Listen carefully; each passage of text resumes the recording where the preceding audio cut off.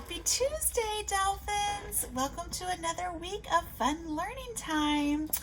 This week, we're going to be learning about an insect, a very, very important insect. I'll give you a hint. It starts with a B sound, and it makes a sound like this. Bzzz. You know what it is? That's right, bees. We're going to learn a little bit about bees this week while we're still working on figuring out how to learn about facts and then write down the facts that we have learned. We did that a little bit last week. And this week we'll do a little bit more of that, but we're also going to work on fiction stories. And with a fiction story, remember that means something that's not true. It didn't really happen. It's make-believe. And we're talking about a main idea for a story. We're talking about what was that story mostly about. And when we want to retell a story, we did that a little bit with the Gingerbread Man stories. Do you remember the parts that we would retell in a fiction story? Here they are. Remember, we'd start by talking about the characters in that story. Remember, characters, they could be people, but they don't have to be. They could be animals. When you're an author, you can choose whatever you want your character to be. I could make up a story about a pen, and that could be my character. So the character is who or what the story is about. So characters is one of the first things we like to think about when we're going to retell a fiction story. And then the next one is the setting. The setting is where the story takes place. Where are the characters at? Remember with the Gingerbread Man, sometimes it was out in the country. Sometimes it was up in the mountains. Sometimes it was out in the field, or there was one that was in the forest. So the setting is where is the story happening? So that's another important part we want to retell in our stories. And after the setting, we think about the problem. What was the problem in the story?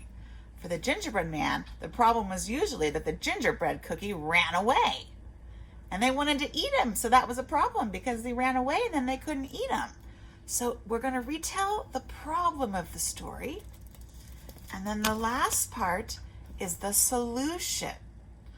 So how the problem in the story was solved or fixed. What happened at the very end of the story? So we're going to work on retelling this week, retelling a story. And next week we'll be retelling. So I want you to think about, as you're reading stories this week, who are the characters? What was the setting? Do I know what the problem was? And what was the solution? To get you ready for next week when we'll really be going over retelling. We're going to start a little bit this week, and then next week we'll be doing some more.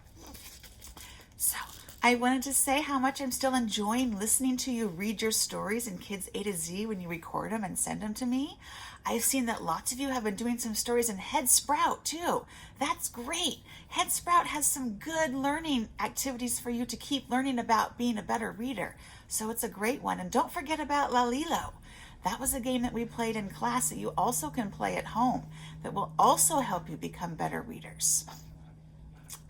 And then remember, when you are going to write something to me, like when you are listening to a story like last week about whose eggs are these, and then you are writing a sentence about a fact you learned, you should be trying to do your own spelling for those sentences, for those words. So if you are asking for help, I want you first to try and get all the sounds yourself. And then if you get really stuck, remember, use a placeholder, just that little line that shows you didn't know what sound goes there. But I really want to see how you're doing on your words when you're sounding out by yourself. So keep that in mind as you're doing some writing this week. All right. Well, I will see you guys again soon. I will be posting another story this week. So I hope you enjoy your time. Bye, guys.